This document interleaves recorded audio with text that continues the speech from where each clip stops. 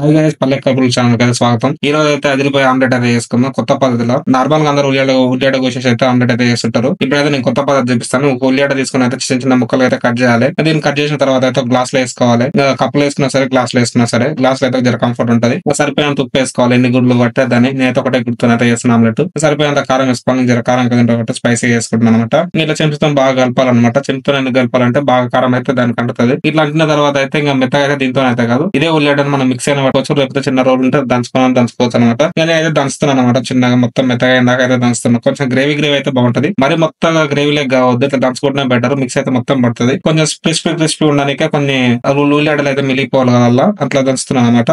దంచిన తర్వాత అయితే కొంచెం మెత్తగా అయితే కొన్ని క్రిస్పీ ఉంటది. తర్వాత ఎగ్ తీసుకున్నా. ఎగ్ అయితే మంచిగానే ఉండే. ఎగ్ తీసుకున్నా చూడండి, మంచిగా ఉడకబెట్టి నీకు ఏం కాదు. మంచిగా ఎగ్ అయితే తీసుకున్నాను. ఎగ్ తీసుకుని అయితే గ్లాస్ లో కొట్టిన.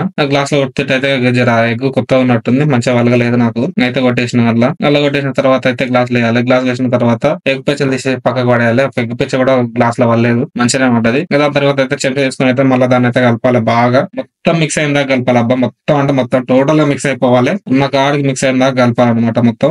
ఎందుకంటే మనం ఉల్లిగడ్డ చేసినాం కదా, గ్రేవీ అయింది కదా, కొంచెం కారం అవి వేసినందుకు దాన్ని మొత్తం మిక్స్ అయిన దాకా బాగా కలపాలన్నమాట. మొత్తం ఉన్న కాడికి బాగా కలపాలి. ఇట్లా గ్రేవీ అయినాక ఇంకా పైన మనకు ఉల్లిగడ్డలు దనగానే ఉంటాయి ఇష్టం, మెత్తగా కానివి అవి క్రిస్పీ లేక మంచిగా పైకి వస్తుంటాయి అనమాట. దాని ఏమో కొంచెం గ్రేవీ అయిపోతుంది. ఇంకా పొయ్యి అయితే ముట్టేయాలి. ఇంకా పొయ్యి ముట్టేసి అయితే పొయ్యి మీద అయితే పెట్టేసేయాలి. ఇంకా పొయ్యి మీద అయితే పెనాలు పెట్టాలంటే పెనం అంటే మనకైతే బాండి అంటాం. బాండి అంటేనేమో మంచిగా గుంత లేకుంటుంది. ఇదేం పెంక అనమాట. పెంక పెట్టేయాలి. కొంతమంది బాండీలో చేస్తుంటారు, కొంతమంది పెంక పైన చేస్తుంటారు. ఇంకా పెంక పైన బాగా కాగిన కదా అయితే ఆయిల్ అయితే వేయాలి. ఆయిల్ వేసిన తర్వాత ఆయిల్ బాగా కాగినట్టయితే ఇప్పుడు మనం కలుపుకున్న ఎగ్ ఉంటుంది కదా అయితే కలుపుకోవాలి, అయితే పోయాలన్నమాట బండి పైన. ఇది బాగా కాలుతుంటది. ఇంకా రెండు సైడ్లు అయితే తిప్పేయాలి, అవతలకి తిప్పేయాలి. ఇంకొంచెం ఎడలు పన్ను అనమాట, ఒకటే దగ్గర కాకుండా కొంచెం ఎడలు పన్ను. ఇట్లా మంచిగా కలర్ఫుల్ గా కనిపిస్తుంది, మస్తు ఉంటుంది టేస్ట్.